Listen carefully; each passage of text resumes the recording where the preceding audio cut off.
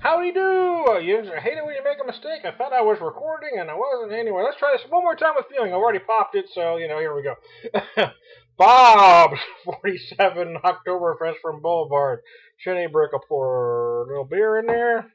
Just like I'm just starting a new video because I fricked up already. So anyway, I've already read this once. I hate to read it again, but I need to read it to you. Oh, nice. Fuck a duck.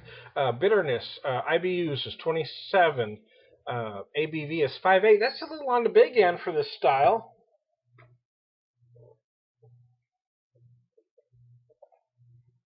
The mothers that I had was 5.20 IBUs, and the Santa Fe was 6%, but they didn't list the IBUs.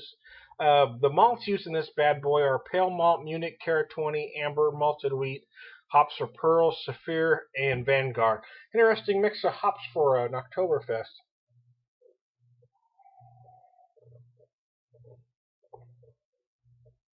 And they're light. It does have the flavors you expect from this beer, from the style. That's the color that you generally expect from the style.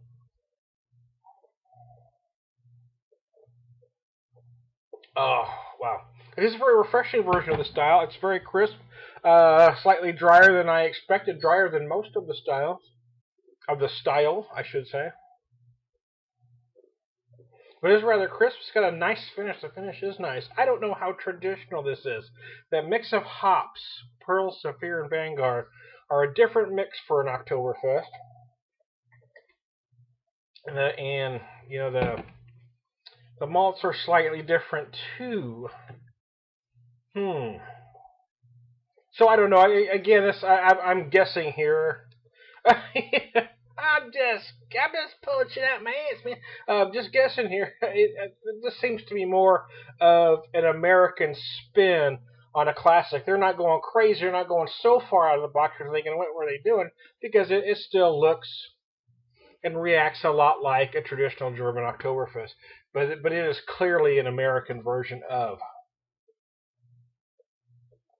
It's kind of like when my mom would make us, food as a kid. She did versions of, my dad taught her stuff his mom fixed, and then she did. It's kind of how that kind of goes. It just kind of you kind of changes a little bit, and I think that's what we've got here. This is a version of an Oktoberfest. I don't see this as a traditional Oktoberfest, but I mean, there's nothing wrong with it either.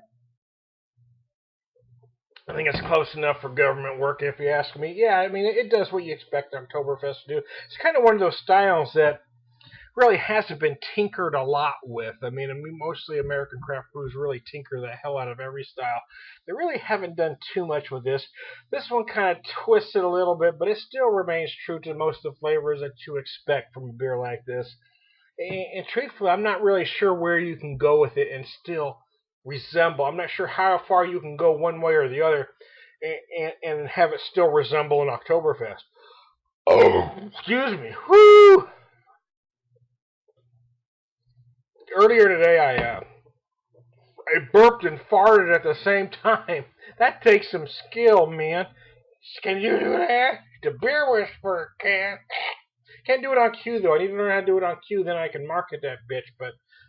But I did do it. True story. So this is the third Oktoberfest I've had this season. I started with the Mothers. I had the Santa Fe. This one I'm doing a group discussion over the Sam Adams. So we'll kind of discuss how they all kind of work off each other. But we're drinking the Sam Adams specifically and talking about it. So anyways, hey, I'm not a beer whisperer. I'm not going to run this one too long, because I ran my last video really long because I got wordy and I didn't realize how much I was talking, and before I knew it, I was 10 minutes in. So let's cut this one down before I get too long, huh? It's a fine version of the style. Not outrageous. The truth is that this was only $6 a six pack, so by craft beer standards, that is very cheap. many macro beers are costing more than that. So there you go. It's worth the price. Buy it.